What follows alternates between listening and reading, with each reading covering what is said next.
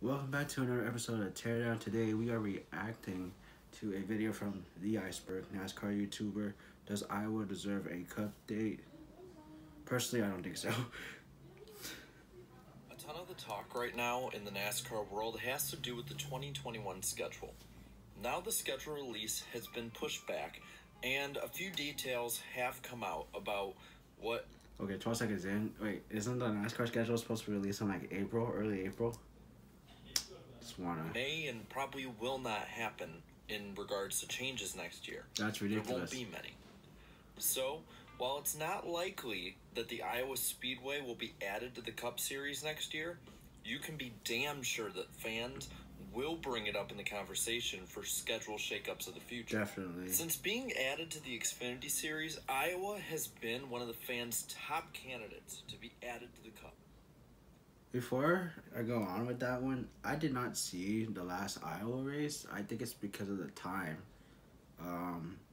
It's held on a Sunday, if I'm not mistaken. And that Sunday is usually meant for Cup Series, but I think the Cup Series has it off. I'm not sure what the schedule looks like this year, but that's usually the reason why I miss out on the Xfinity Iowa race. But over the last few years, that movement has faded a bit, with a good number of fans claiming that it doesn't even belong close to the Cup schedule at all. So, I don't what think is so. it actually? Is the track fool's gold, or is it a diamond in the Midwestern rough? That's what I want to fully understand. Looking back at the history of this track, it immediately shows why fans want it on the Premier Series schedule. I can see the why. Iowa Speedway by metrics is another short track. We can argue all day. You can see how there's whether or multiple not it's grooves. an actual short track or not. But for a series like Cup, a track under a mile is a short track. So the 7/8 mile Iowa Speedway is a must-have for fans just from being built the way it is. It was also designed by a living legend, So Rusty Wallace, yes, he did build this 6/7 of a mile racetrack. You can see how there's like some seams on the track, meaning a multi-groove and some a little bit progressive banking up top.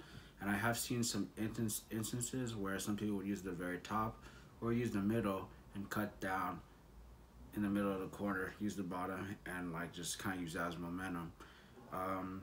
It really depends. Again, if you look back from the Phoenix Raceway race from last Sunday, traction compound came into play, a smaller spoiler and softer tires, thus making drivers have more control in the long run with tire wear to come into play, and also brake management as well.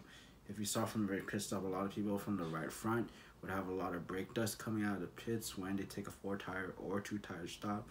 That's going to come into play on how these cars are going to react. But the Xfinity Series does have a composite body, while the Cup Series do not. So that probably comes into play, and there's probably a little bit of aerodynamics, especially going into Iowa or Phoenix Raceway. Rusty Wallace. He helped design it after the Richmond Raceway, and it shows as a D-shaped oval and a spitting image to the Virginia Jewel. It seats 30,000, which is definitely small for Cup, but though with downsizing, it really has become a realistic size for the Cup Series. Definitely. The Homestead Miami Speedway was at 46,000 seats for capacity as the finale, and now since it's been moved away from it, has removed a lot of its seats. The current finale at Phoenix Raceway has around 42,000 as a crowd. That looks So in way more than comparison, 42,000. Iowa again isn't out of the question. I'd say for capacity, the track gets a Cup pass, but improving on its current attendance for lower series races would help incredibly for a Cup bid.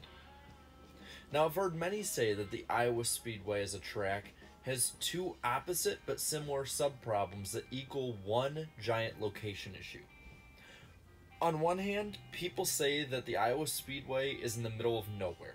In a way, they're right. There's nothing around the track really but cornfields. But it is built right off of I-80 and is only about 40 miles from Des Moines, a half hour away. Now, some may see this as being too far from a major city, but again, I really don't think it is. Look at the Chicagoland Speedway. It's in Joliet, Illinois. Look a at town that Darlington really Raceway. is not special It's at in all. between a swamp. The track may be named after the city of Chicago, but it's actually almost 50 miles away from it. You can barely see the track from the Sears Tower on a pristine day. With all of this being said, the Chicagoland Speedway, with all of this, has been in Cup for 20 years now. Iowa is nearly a half hour closer to Des Moines than Chicagoland is from Chicago. The other side of the location issue is that people say that there could quickly be an oversaturation of Midwestern tracks. I don't think too many of these people are from the Midwest or have even visited it, because I don't think we should get rid of Chicagoland Speedway. Again, it comes down to the race package, sadly. If we're able to adjust the race package for mile and a halves, I think Chicagoland Speedway would be a good race. I don't think we need Iowa. I would rather have another road course race, or just honestly move to North Wilkes-Barre or Rockingham. I think that would be a better idea. I think Rockingham would be a better suitable race to put in the playoffs than Chicagoland or Iowa, in my opinion, just due to the tradition and the history of Rockingham. So that's my 2 cents on it, but let's continue with this video. the Midwest is friggin' huge. The tracks in this area are fairly spread out, especially compared to the southeastern part of the United States.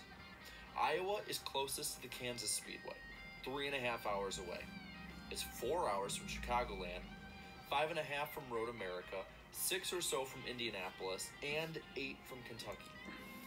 Yet, with me saying this, nobody wants to talk about how Chicagoland is less than 3 hours away from Indianapolis. I'd say overall the location isn't much of an issue, so again, it gets a pass here. Now comes the racing. Most of you know Iowa for this 2011 finish. Here we go. This is the one where Carl Edwards gets into Stenhouse on the last lap. I think he ran out of fuel, or he ran over some oil. I remember this. This was so cool. And it was so cool seeing that unsponsored 6 car.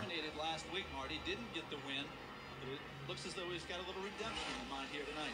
Oh, look out as he has a tire situation. Here comes Edwards right into it. They cross the tire issue. And guess who wins the race? Stenhouse. That's so crazy. Bad commentary put aside, this moment is incredibly memorable. It also is where a large portion of the fans who want to move it up to Cup jumped onto this bandwagon.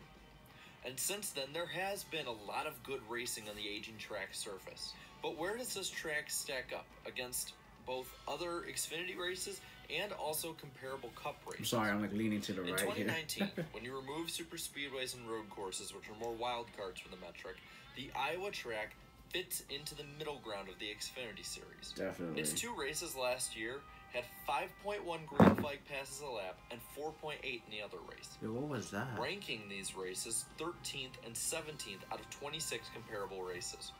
As for being compared to the average passes per green flag laps for 2019 Cup short track races, they would rank ahead of all the others and have 1.6 passes more and nearly 2 passes more per green flag lap. But some would say, of course, that this would compare well to last year's short track races. The package made these races almost unbearable to watch. So I looked a little further back. If you compare these two 2019 Iowa races to 2018 Cup short track races, Iowa comes in tied for first with green flag passes, with the spring Richmond race with 5.1 per green flag lap. And the other race comes in second in the metric. So if these metrics are any good for anything, but you can't compare the Cup Series to the Xfinity Series. Flying colors over the last 2 years. Now, even after all of this, there still needs to be an X factor that brings Iowa up to the Cup circuit. Enter in IndyCar. For years, fans have pined for a doubleheader weekend between NASCAR and IndyCar. Iowa could be the birthplace of this idea in motion. That's a better idea. The Xfinity Series already races there twice a year. And IndyCar races there once a year already. It's a possibility in the future that could open the door for something we have never seen before, not only as NASCAR fans, but as race fans overall. Now, I've said all this. I want to hear what you have to think. I'm already saying, do you think man, there's anything else that needs to be added for Iowa to make it up to the Cup Series? Not really. Or do you agree with what I'm saying? Let me know down in the comments below. And while you're at it, leave a like on the video and subscribe to my channel for more great NASCAR content. And until next time, have a good one. So, Iceberg, go check them out. I just think that there's like the scenario I would do. I would honestly move Chicagoland out of the. I would move Talladega to the first race of the chase or the playoffs, and then put Iowa or Rockingham where Talladega used to be. So it'd be like, it would be Rockingham. It's gonna be like, it's Kansas, right? I think it's Kansas. So it's like Kansas, Rockingham, and then the Roval, so they don't have to travel as much, cutting cost. And then you would put Talladega in the first one to get like, okay, if you F up in Talladega, you have 2 more races to come back. And that makes it more, I feel like that would be a perfect scenario. Either that or put Iowa where Talladega is in that round. That's how I would do it.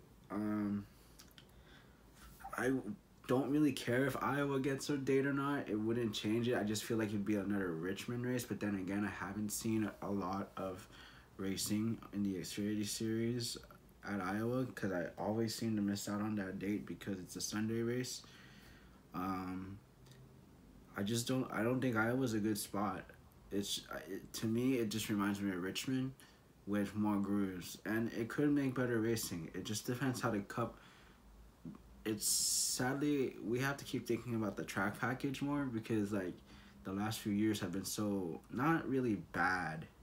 There has been bad racing, but that's what everybody talks about now, and sadly that's what I have to talk about because that's what's like really like it's always being talked about.